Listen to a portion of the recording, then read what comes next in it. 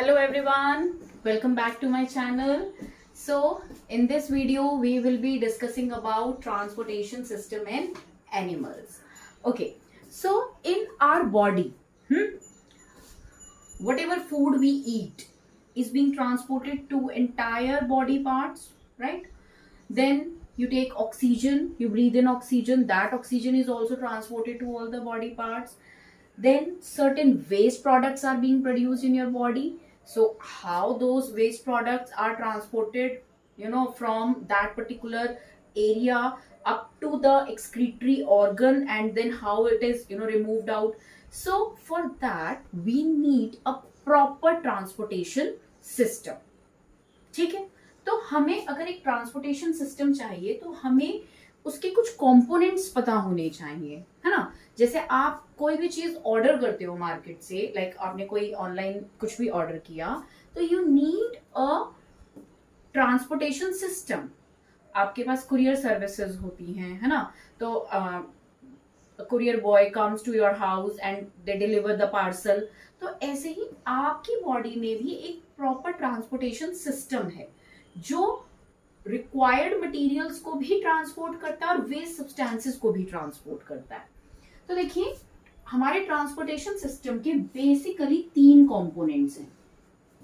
Okay, first is blood, then blood vessels,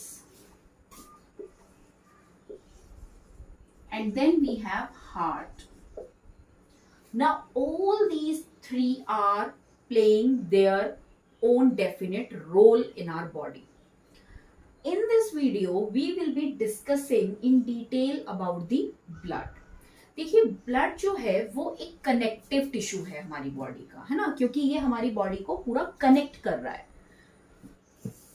अब कैसा connective tissue है, लेकिन ये एक लिक्विड कनेक्टिव टिश्यू है ना, लिक्विड है। आपको पता होना चाहिए कि जो कनेक्टिव टिश्यू होता है उसका एक मैट्रिक्स होता है, ठीक है। मतलब उसका एक बेस होगा जिसके अंदर उस टिश्यू के सेल्स लाई करेंगे।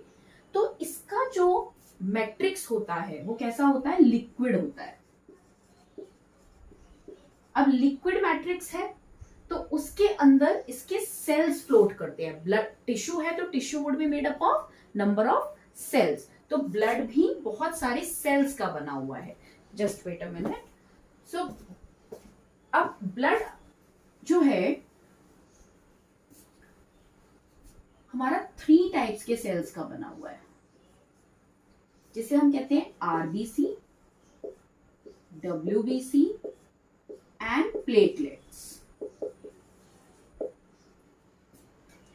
मैट्रिक्स जो हम कह रहे हैं लिक्विड मैट्रिक्स है, that we call it as plasma. तो इसका मतलब एक लिक्विड है जिसे हमने नाम दिया प्लाज्मा, ठीक है। वो 90% वाटर का बना हुआ है। ओके, अब 90% वाटर है तो रेस्ट ऑफ द थिंग्स क्या क्या है, इसके अंदर बहुत सारे प्रोटीन्स होते हैं। आपका जो ग्लूकोज होता है वो भी इसी के अंदर लाई करता है। देन वेस्ट प्रोडक्ट्स जैसे कि CO2, urea, all the hormones which are secreted by your endocrine glands, they are also present in the plasma, है ना। Oxygen is there in the blood only. तो प्लाज्मा के अंदर all these things are lying. अब plasma के अंदर water है, ये सारे प्रोडक्ट्स हैं, प्लस ब्लड सेल्स भी हैं। सबसे पहले हम बात करेंगे आरबीसीज की। देखिए, आरबीसीज की फुल फॉर्म होती है red blood cells. Red blood cells का शेप कैसा होता है, डिस्क की तरह इनका शेप होता है, ठीक है। सर्कुलर होते हैं शेप में, और लेकिन ये डिस्क के जैसे होते हैं। Very important point to be noted over here, cells में जनरली हमारे सारे सेल्स में न्यूक्लियस होता है, but RBCs do not have nucleus. तो एक क्वेश्चन माइंड में आता है कि अगर आरबीसीज के पास न्यूक्लियस नहीं है तो ये डिवाइड कैसे करते हैं। So listen, RBC does not divide, in fact it is produced by the bone marrow. हमारे बोन्स के अंदर जो बोन मैरो होता है, that is the site of the formation of blood cells, और वहीं पर हमारे आरबीसीज बनते हैं। अब देखिए, एक आरबीसी की अगर आप लाइफ स्पैन देखो तो अराउंड 4 मंथ्स होता है, ठीक है, 4 मंथ्स होता है। तो इसलिए आरबीसीज का यू नो ग्रो करना, मतलब फॉर्मेशन बहुत जरूरी है। हर दिन, every day, millions of RBCs die in our body, तो उनका फॉर्मेशन भी फास्ट होना चाहिए। तो जितने आरबीसीज डाई होते हैं उसका 4 टाइम्स आरबीसी हमारी बॉडी में हर दिन बनते हैं। तो इसीलिए कहा जाता है कि भाई आप ब्लड डोनेशन करोगे तो it will not harm your body, because the moment you are donating blood, तो आपका ब्लड रिकवर हो जाएगा विद इन 4 to 5 आवर्स। कुछ घंटों में ही आपका पूरा का पूरा ब्लड रिकवर हो जाता है, क्योंकि आपकी जो बॉडी है वो अपने रेड ब्लड सेल्स बना लेती है। अब देखिए, आरबीसी के अंदर न्यूक्लियस नहीं है, उसका रीजन क्या है? To increase the volume for the accumulation of haemoglobin. Red coloured pigment होता है haemoglobin, it has high affinity for oxygen. It has it has the ability to bind with oxygen.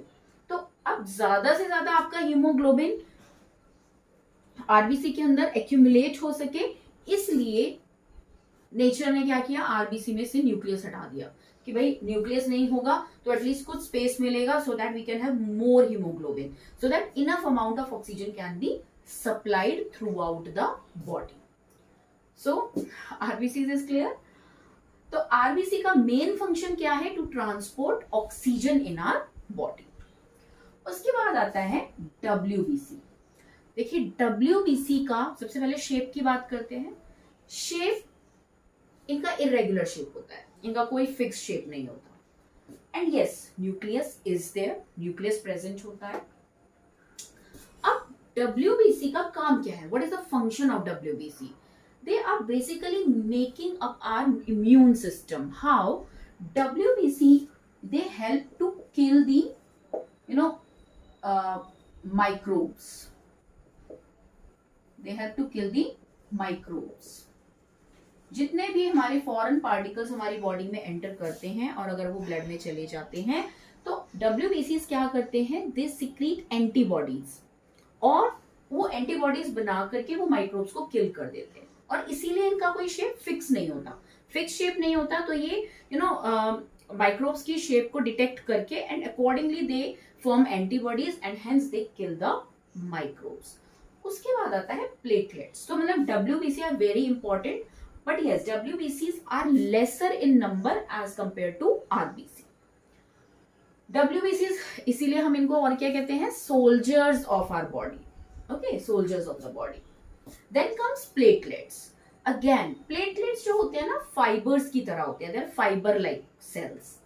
और platelets का main role होता है in the clotting of blood, coagulation of blood. आपने देखा होगा हमारे ब्लड का एक थिकनेस होता है ना, तो वो कौन प्रोवाइड कर रहा है? प्लेटलेट्स। देन आपने देखा होगा whenever you will get cut और कोई इंजरी हो जाती है, वुंड हो जाता है, तो कहीं कट लग जाता है तो blood starts coming out, but if the cut is minor, so after some time blood even stop on its own. So how? Platelets, they come together and they help in the coagulation of blood, thickening of the blood. So that means it is the automatic mechanism of your body to protect, to prevent the loss of the blood. So platelets play a very important role in the clotting of the blood. So in this way you can see blood क्या क्या कर रहा है? blood oxygen transport कर रहा है, blood immune system को भी हेल्प कर रहा है by killing the microbes, blood अपने आप ही अपना क्लॉटिंग भी करता है, means it is preventing its loss also. Then मैंने बताया आपको प्लाज्मा के अंदर वेस्ट प्रोडक्ट्स हैं, तो blood is helping in the removal of the waste products like urea, uric acid, ये सब कुछ ब्लड के साथ ही रिमूव आउट हो जाता है। तो blood is very important part of our transportation system and it is responsible for the movement of number of particles in our body. So this was all about the blood. So in the next video we will be discussing about the blood vessels. So I hope you have enjoyed our video. Thank you so much and bye bye.